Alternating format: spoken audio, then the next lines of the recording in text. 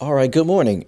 I am setting up a character for animation, and I wanted to talk a little bit about some of the steps that are involved in rigging.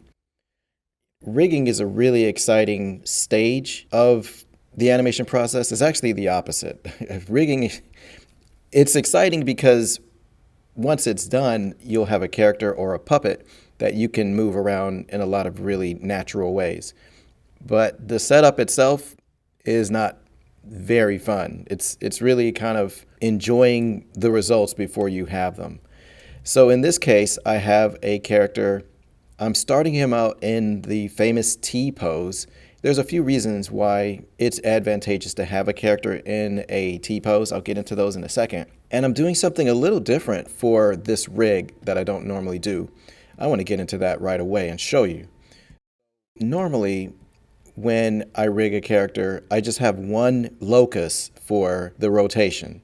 So it'll be the arm that'll go right to where the shoulder is. But I want to do something where the character can shrug his shoulders. And so to do that, I'm actually creating two different points of rotation pretty close to each other. The setup hasn't been done yet, so I'll try to simulate how that's going to work.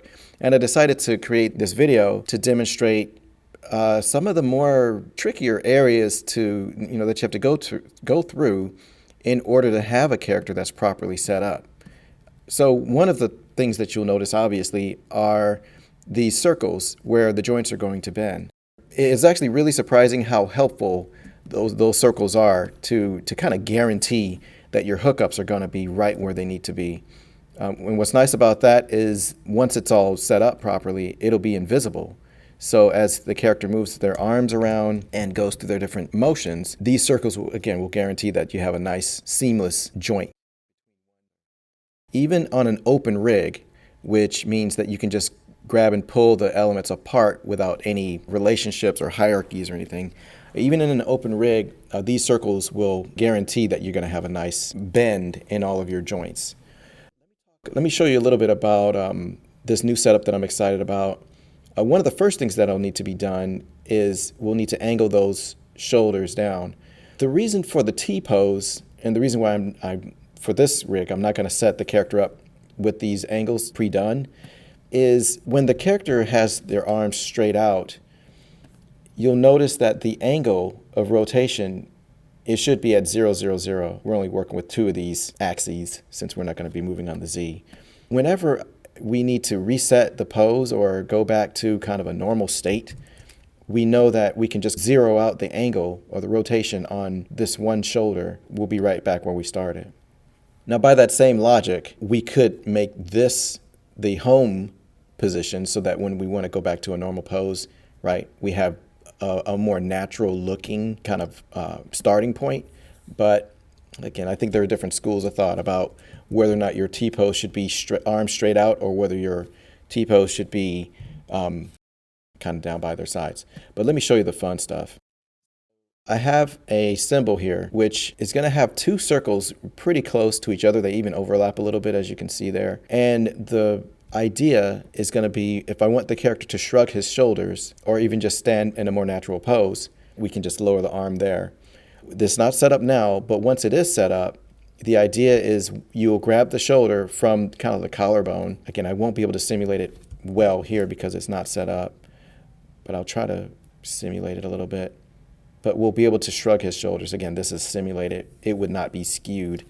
The idea is with a proper chain, I would rotate this. Oh gosh, that's the downsides of an open rig. We would rotate here, but this angle, again, once it's properly set up, would remain the same. Even without an IK chain or the smart magnet tool, right, we could keyframe those positions.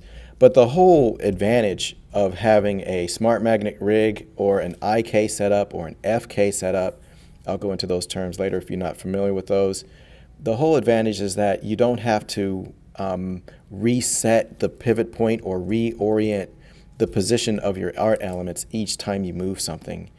This is a big deal for AnimateCC users because in previous versions, either very buggy bone tool or a very basic layer parenting tool. Layer parenting is actually pretty amazing, but with the smart magnet rig setup, you have even more advantages and even faster, more natural animation workflow. I will share more behind the scenes as this work continues. I'm really looking forward to putting this character through his paces. He's going to be an animated presenter, and he's going to be a star. That's it for now. Until next time, this is Law Out.